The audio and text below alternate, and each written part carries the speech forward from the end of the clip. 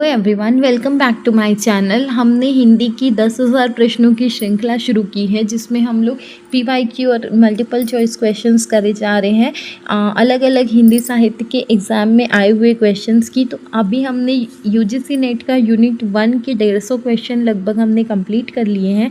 अब हम लोग यूनिट 2 से आदिकाल से 50 क्वेश्चंस करने जा रहे हैं आज। तो आइए शुरू करते हैं आज की वीडियो। सबसे पहला सवाल है, आदिकाल का सर्वमान्य समय आचार्य रामचंद्र शुक्ल जी के अनुसार क्या माना गया है? ऑप्शन है 700 से 1000, 1050 से 1375, 1375 से 1700 या 1000 से 1350 विक्रम संवत। तो आदिकाल का जो सर्वमान्य समय माना गया है आचार्य रामचंद्र शुक्ल जी के अनुसार वो है 1050 से 1375 विक्रम संवत। आचार्य रामचंद्र शुक्ल जी ने हिंदी साहित्य के 900 वर्षों के इतिहास को 4 कालखंडों में बांटा, जिसमें पहला काल कहलाता है आदिकाल, जिसका समय शुरू होता है 1050 से 1375 विक्रम संवत तक। डॉक्टर नकेंद्र ने आदिकाल की समय सीमा 7वीं शताब्दी के मध्य से 14वीं शताब्दी के मध्य मानी है। अगला सवाल देखते हैं। अगला सवाल है, आदिकाल का नामकरण का श्रेय किस विद्वान को जाता है? ऑप्शन है रामचंद्र शुक्ल, डॉक्टर रामकुमार वर्मा, हजारी प्रसाद द्विवेदी या राहुल सांकृत्यायन। आदिकाल का नामकरण का श्रेय जाता है हजारी प्रसाद द्विवेदी जी को। उन्होंने सबसे पहले नाम दिया था आदिकाल। डॉक्टर रामकुमार वर्मा ने इस काल को कहा था संधि काल और चारण काल। अगला सवाल है, आदिकाल को वीरगाथा काल किसने कहा था? ऑप्शन है आचार्य रामचंद्र शुक्ल, महावीर प्रसाद द्विवेदी, डॉक्टर साल या गिरियर्सन। तो आदिकाल को वीरगाथा काल कहा था आचार्य रामचंद्र शुक्ल ने। उन्होंने उस समय की 12 प्रमुख रचनाओं जैसे पृथ्वीराज रासो, बीसलदेव रासो, इन सब की वीरतापूर्ण प्रवृत्ति के आधार पर इसको वीरगाथा काल कहा। महावीर प्रसाद द्विवेदी जी ने इसको बीजवपन काल कहा। अगला सवाल है, आदिकाल को वीर काल का नाम किसने दिया? ऑप्शन से हजारी प्रसाद द्विवेदी, विश्वनाथ प्रसाद मिश्र और श्याम सुंदर दास, मिश्र बंधु या गणपति चंद्र गुप्त। तो आदिकाल को वीर काल का नाम दिया था विश्वनाथ प्रसाद मिश्र और श्याम सुंदर दास ने। उन्होंने अपनी पुस्तक हिंदी साहित्य का अतीत में आदिकाल को वीर काल कहा और मिश्र बंधुओं ने इसको आरंभिक काल और गणपति चंद्र गुप्त ने इसको प्रारंभिक काल कहा। नेक्स्ट क्वेश्चन है, स्केच ऑफ हिंदी लिटरेचर 1917 की बुक है, इसके लेखक कौन है? ऑप्शन है जॉर्ज ग्रियर्सन, FEKE, पादरी एडसन ग्रिप्स या गारसा दत्तासी। तो स्केच ऑफ हिंदी लिटरेचर 1917 की बुक है, इसके लेखक है पादरी एडसन ग्रिप्स। उन्होंने अंग्रेजी भाषा में हिंदी साहित्य का संक्षिप्त इतिहास स्केच ऑफ हिंदी लिटरेचर नाम से इसको लिखा और FEKE ने हिस्ट्री ऑफ हिंदी लिटरेचर लिखी थी। नेक्स्ट क्वेश्चन है, सर्वप्रथम हिंदी साहित्य का इतिहास किस भाषा में लिखा गया? हिंदी, अंग्रेजी, फ्रेंच या जर्मन? तो सबसे पहले हिंदी साहित्य का इतिहास लिखा गया था फ्रेंच में, जिसको लिखा था गारसा दत्तासी ने। और इसमें हिंदी भाषा में जो लिखा गया था वो है शिव सिंह सरोज, जो शिव सिंह सेंगर ने लिखा था। नेक्स्ट क्वेश्चन है, गारसा दत्तासी के प्रसिद्ध इतिहास ग्रंथ का नाम क्या है? ऑप्शन है तस्किराए शुअराए हिंदी, इश्तवार दला लिटरेर एवाई ए हिंदुस्तानी, मॉडर्न वर्नाक्यूलर लिटरेचर या हिंदी साहित्य का इतिहास। तो गारसा दत्तासी जो फ्रेंच विद्वान थे, उन्होंने हिंदी साहित्य के इतिहास की पहली पुस्तक लिखी थी और उसका नाम था इश्तवार दला लिटरेर एवाई ए हिंदुस्तानी। ये 2 भागों में लिखा गया था, 1839 और 1847 में इसमें प्रकाशित हुआ। इसमें हिंदी और उर्दू के बहुत सारे कवियों का विवरण अल्फ़ाबेटिकल दिया गया है। नेक्स्ट है the modern vernacular literature of Hindustan 1888 की बुक है, इसके लेखक कौन है? Garcin de Tassy, Shiv Singh Sengar, George Abraham Grierson या विलियम जोन्स। तो the modern vernacular literature of Hindustan 1888 की बुक है और इसके लेखक है जॉर्ज अब्राहम ग्रियर्सन। इन्होंने सच्चे अर्थों में हिंदी साहित्य का इतिहास ग्रंथ इसे को माना जाता है क्योंकि इसमें पहली बार कालक्रम का ध्यान रखा गया। अगला है, ग्रियर्सन ने हिंदी साहित्य के इतिहास को कुल कितने कालखंडों में विभाजित किया? 5, 9, 11 या 15? तो ग्रियर्सन ने हिंदी साहित्य के इतिहास को कुल 11 चरणों में विभाजित किया। संपूर्ण इतिहास को उन्होंने 11 अध्याय में बांटा था। उन्होंने सबसे पहले भक्ति काल को हिंदी साहित्य का स्वर्ण युग कहा था। नेक्स्ट क्वेश्चन है, जॉर्ज ग्रियर्सन का इतिहास ग्रंथ किस पद्धति पर है? वर्णानुक्रम, कालानुक्रम, वैज्ञानिक पद्धति या समाजशास्त्रीय? तो जॉर्ज ग्रियर्सन का जो इतिहास ग्रंथ है वो कालानुक्रम पद्धति पर है और गारसा दत्तासी का जो बुक था वो वर्णानुक्रम पद्धति पर था। ठीक है। और शिव सिंह सेंगर ने भी वर्णानुक्रम पद्धति का प्रयोग किया था।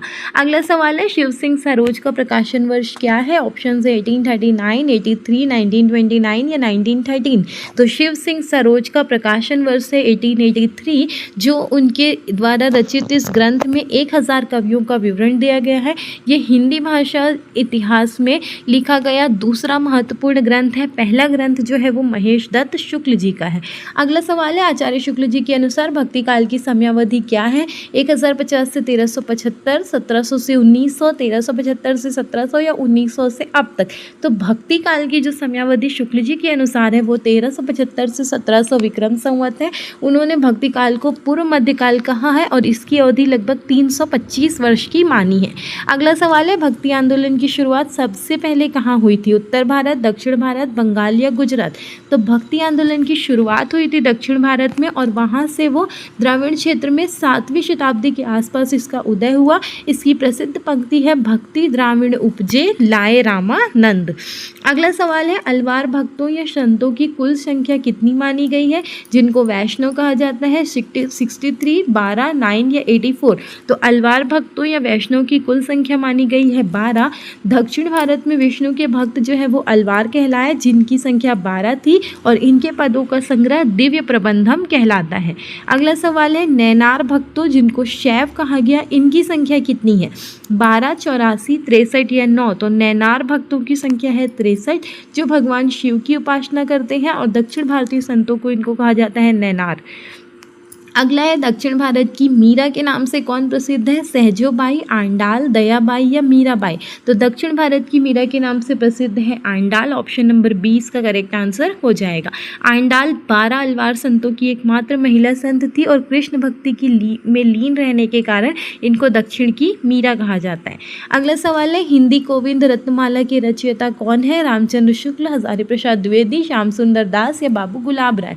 तो हिंदी गोविंद रत्नमाला के रचयिता है श्याम सुंदर दास। ये ग्रंथ 2 भागों में 1909 और 1914 में प्रकाशित हुआ, जिसमें आधुनिक काल के महत्वपूर्ण साहित्यकारों की जीवनी दी गई है। अगला सवाल है, आचार्य रामचंद्र शुक्ल का हिंदी साहित्य का इतिहास सबसे पहले किस वर्ष प्रकाशित हुआ? 1913, 29, 40 या 1888? तो आचार्य रामचंद्र शुक्ल जी का जो हिंदी साहित्य का इतिहास सबसे पहले प्रकाशित हुआ था वो था 1929 में, जो प्रारंभ में नागरी प्रचारणी सभा द्वारा हिंदी शब्द सागर की भूमिका के रूप में हिंदी साहित्य का विकास नाम से छपा था। अगला सवाल है, साहित्य इतिहास लेखन की विधेयवादी पद्धति के जनक कौन माने जाते हैं? हजारी प्रसाद द्विवेदी, तेन, रामचंद्र शुक्ल या ग्रियर्सन? तो साहित्य इतिहास लेखन की विधेयवादी प्रगति के जनक माने जाते हैं तेन, जो फ्रेंच विद्वान थे जिन्होंने जाति, वातावरण और क्षण को साहित्य समझने का आधार बताया और हिंदी में इस पद्धति का सबसे सफल प्रयोग आचार्य रामचंद्र शुक्ल जी ने किया। अगला सवाल है, मिश्र बंधु विनोद में कुल कितने कवियों का विवरण दिया गया है? ऑप्शन है 1000, 4591, 2291 या 738? तो मिश्र बंधु विनोद में कुल दिया गया है 4591 कवियों के बारे में, लगभग 5000। इन्होंने इस विशाल ग्रंथ में 4591 कवियों को स्थान दिया। किसने? मिश्र बंधुओं में। मिश्र बंधुओं में 4 मिश्र बंधु आते हैं, गणेश बिहारी, श्याम बिहारी और सुखदेव बिहारी। अगला है तथ्य, ये ग्रंथ 4 भागों में है। पहला 3 भाग 1913 में और चौथा भाग 1934 में प्रकाशित हुआ और शुक्ल जी ने इसको बड़ा भारी कवि वृत्त संग्रह कहा था। अगला सवाल है, आचार्य रामचंद्र शुक्ल जी के अनुसार सारंगधर के विषय में कौन सी बात सही है? ऑप्शन से ये अच्छे आचार्य भी है, ये अच्छे कवि और सूत्रकार भी है, इनका आयुर्वेद का ग्रंथ तो प्रसिद्ध ही है, ये उपयुक्त सभी सही है। तो ये तीनों सही है, तो ऑप्शन नंबर डी इसका करेक्ट आंसर हो जाएगा।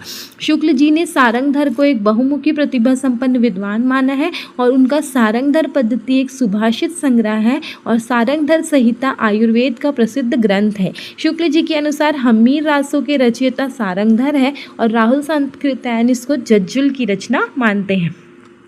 नेक्स्ट है, आचार्य रामचंद्र शुक्ल जी ने आदिकाल को कितने प्रकरणों में विभाजित किया है? 4, 5, 7 या 3? तो आचार्य रामचंद्र शुक्ल ने आदिकाल को कितने प्रकरणों में विभाजित किया है? 4 में। पहला है सामान्य परिचय, दूसरा है अपभ्रंश काव्य, तीसरा है देश भाषा काव्य जिसको वीरगाथा काल कहा गया और चौथा है फुटकल रचनाएं।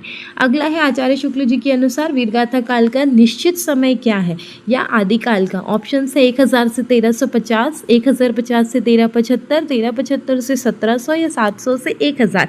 तो वीरगाथा काल का सही समय आचार्य शुक्ल जी के अनुसार है 1050 से 1375। ये महाराजा भोज के समय से लेकर हमीर देव के समय के कुछ पीछे तक का है।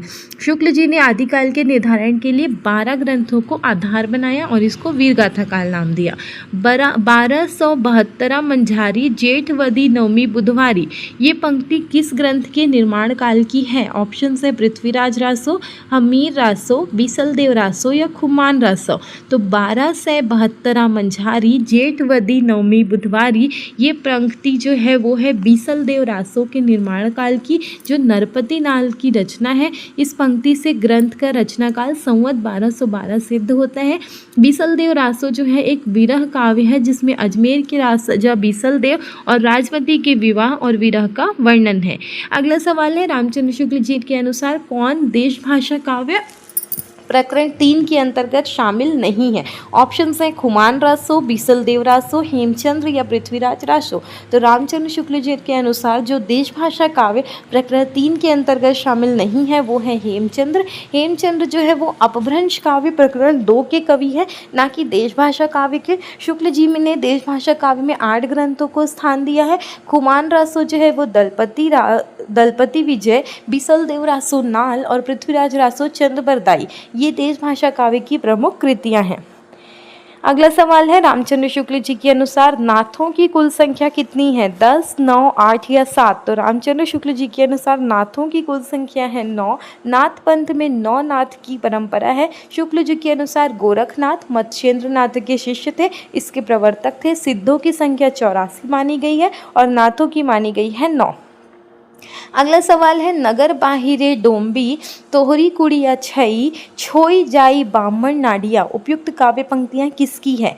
सरहपा, कणहपा, लुईपा या डोम्बीपा। तो नगर बाहिरे डोम्बी तोहरी कुड़िया छई छेई जाई बामण नाडिया, उपयुक्त काव्य पंक्तियां जो है वो है कणहपा की, जो सिद्ध साहित्य के महत्वपूर्ण कवि है। इन पंक्तियों में वो समाज की कुरीतियों और वर्ण व्यवस्था पर चोट कर रहे हैं। कणहपा पांडित्य और कवित्व में बेजोड़ माने जाते थे।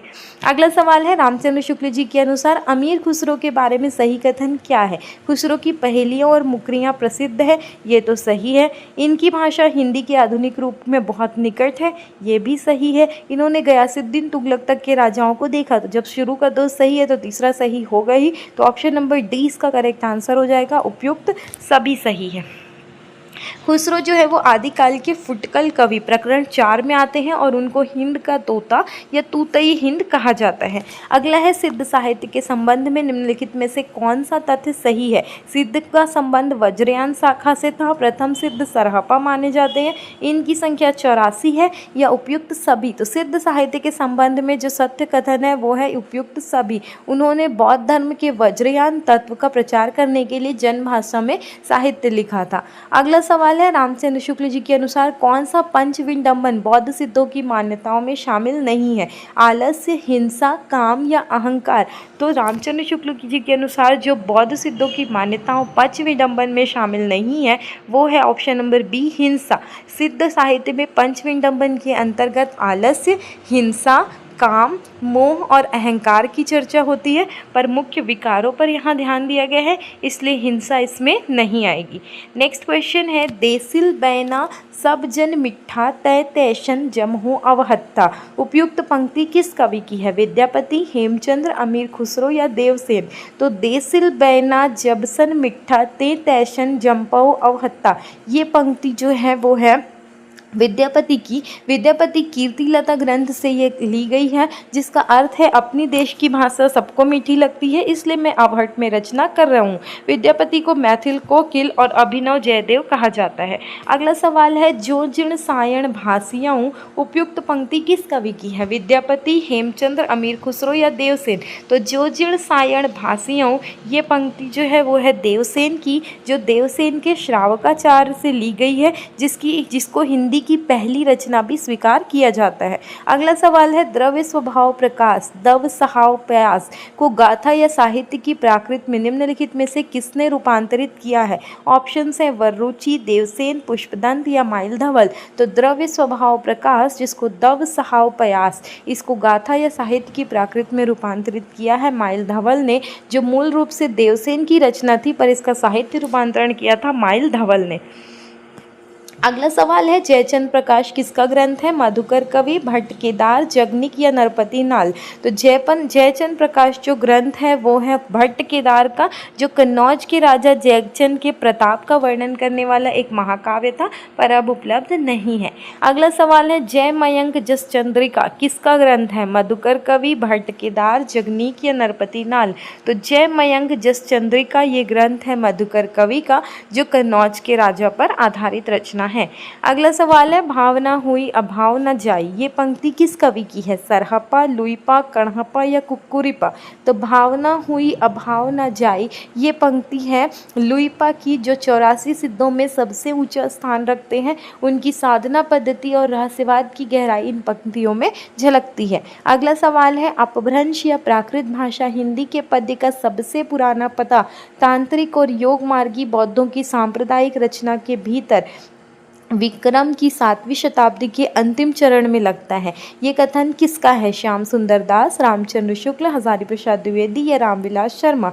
तो अपभ्रंश या प्राकृत भाषा हिंदी के पद्य का सबसे पुराना पता तांत्रिक और योग मार्गी बौद्धों की सांप्रदायिक रचना के भीतर विक्रम की 7वीं शताब्दी के अंतिम चरण में लगता है। ये कथन है रामचंद्र शुक्ल जी का। शुक्ल जी ने साहित्य की शुरुआत सिद्धों और नाथों की रचनाओं से मानी है, बल्कि वो विशुद्ध साहित्य को नहीं मानते थे।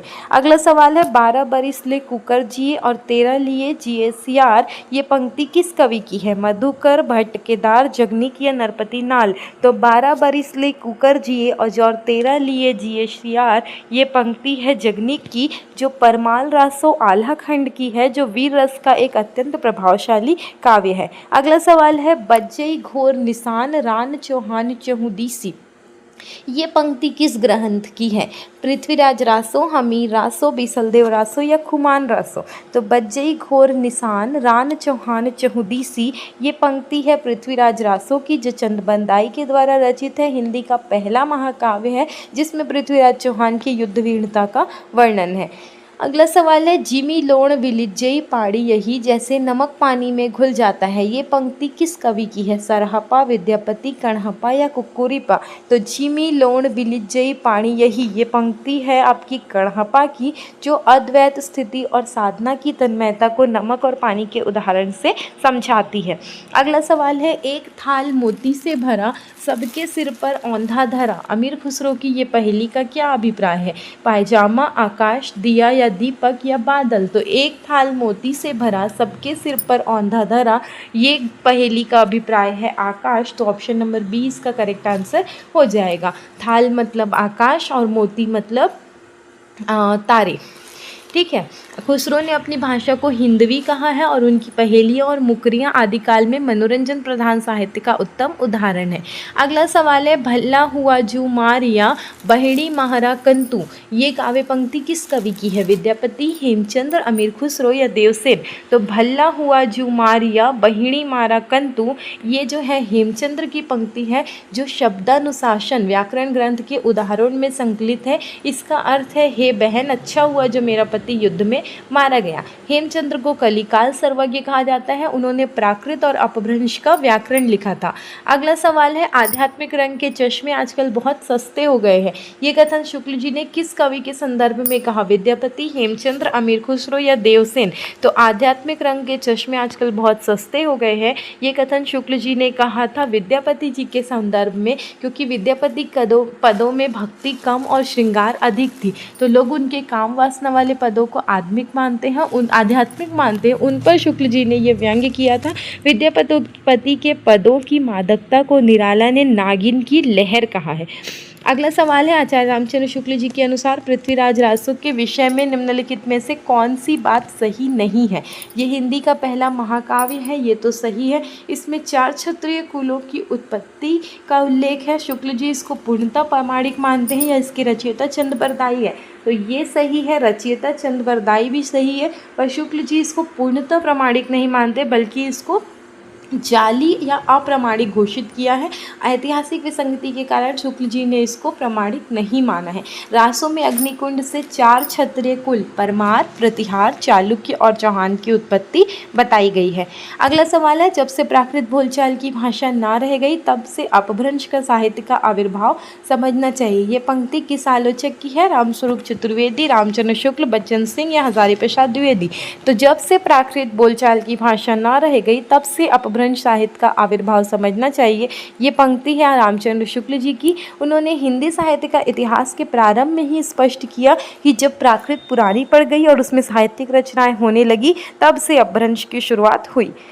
अगला सवाल है, गोरख पंथ के अंतर्गत निम्न में से कौन कौन से संस्कृत ग्रंथ प्रसिद्ध है? सिद्ध सिद्धांत पद्धति, विवेक मार्तंड, योग चिंतामणि या उपयुक्त सभी। तो गोरख पंथ के अंतर्गत जो संस्कृत ग्रंथ प्रसिद्ध है उसमें ये तीनों आते हैं, सिद्ध सिद्धांत पद्धति, विवेक मार्तंड और योग चिंतामणि। गोरखनाथ ने हठ युग के प्रचार के लिए संस्कृत में बहुत सारे ग्रंथ लिखे, जिसमें सिद्ध सिद्धांत पद्धति, विवेक मार्तंड और शक्ति संग्रम 3 ये ग्रंथ प्रमुख है। डॉक्टर पीताम्बर दत्त बड़थवाल ने गोरखनाथ की रचनाओं का संपादन गोरख बानी नाम से किया। अगला सवाल है, 84 सिद्धों में से किसका अन्य नाम आर्यदेव भी है? सरहपा, कर्णहपा, विरूपा या काणपा। तो 84 सिद्धों में से जिनका नाम आर्यदेव भी है वो है काणपा, जिसको विशिष्ट सिद्ध परंपरा के अनुसार इनको आर्यदेव कहा गया। सिद्ध परंपरा में नाम साम्य मिलता है। व्याख्या है, सिद्धों के नाम के अंत में पा जो रहता है वो आदर सूचक जुड़ा रहता है और आर्यदेव भी इसी परंपरा में एक प्रख्यात सिद्ध थे। अगला सवाल है, 84 सिद्धों में से 3 योगिनियाँ थी, महिला सिद्ध, इनमें से कौन उसमें शामिल नहीं है? माणी भद्रपा, अनंग पालपा जिसको कनक लापा बोला जाता है, लक्ष्मी करा या सबरीपा। तो अभी हमने देखा कि पा जो है वो जोड़ा जाता है योगियों के नाम के पहले, तो यहाँ पे लक्ष्मी करा में पा नहीं है, लेकिन लक्ष्मी करा, मणिभद्रपा और कनखलापा ये तीनों आते हैं और शबरीपा जो है वो पुरुष सिद्ध थे, महिला सिद्ध नहीं थे। अगला सवाल है, सरस बसंत समय भल पावली, दक्षिण पवन बह धीरे, ये पंक्ति किस कवि की है? विद्यापति, हेमचंद्र, अमीर खुसरो या जायसी। तो सरस बसंत समय भल पावली, दक्षिण पवन बह धीरे, ये पंक्ति है आपकी विद्यापति जी की, जो पदावली से ली गई है, जिसमें वसंत ऋतु और दक्षिण से आने वाली सुगंधित हवा, मलय समीर का बहुत सुंदर और श्रृंगारिक वर्णन है। विद्यापति की पदावली की भाषा है मैथिली, जबकि कीर्तिलता की भाषा है अवहट। अगला सवाल है, जेहाल मिस्की मकुंद तगाफुल दुराए नैना बनाए बतिया, ये पंक्ति किस कवि की है? विद्यापति, हेमचंद्र, अमीर खुसरो या मलिक मोहम्मद जायसी। तो जेहाल मिस्की मकुंद तगाफुल दुराए नैना बताए बतिया, ये पंक्ति है कवि अमीर खुसरो की, जो एक प्रसिद्ध गज़ल की पंक्ति है जिसमें उन्होंने फ़ारसी और ब्रज भाषा का मिश्रण किया है। ये उनकी भाषाई प्रयोगधर्मिता का श्रेष्ठ उदाहरण है। खुसरो को खड़ी बोली हिंदी का पहला कवि और तूतए हिंद कहा जाता है। तो ये थे हमारे आज के 50 क्वेश्चन जो आदिकाल से थे। ऐसे ही अन्य क्वेश्चंस की सीरीज़ के लिए आप चैनल के साथ जुड़िए, वीडियो को लाइक कीजिए। कोई भी क्वेरी और सजेशन होने पे कमेंट सेक्शन में आप लिख सकते हैं और चैनल को अपने फ्रेंड्स के साथ शेयर कीजिए जिनका हिंदी सब्जेक्ट जो है वो आगे आने वाले एग्ज़ाम्स में होने वाला है। So thank you, have a nice day. मिलते हैं नेक्स्ट वीडियो में।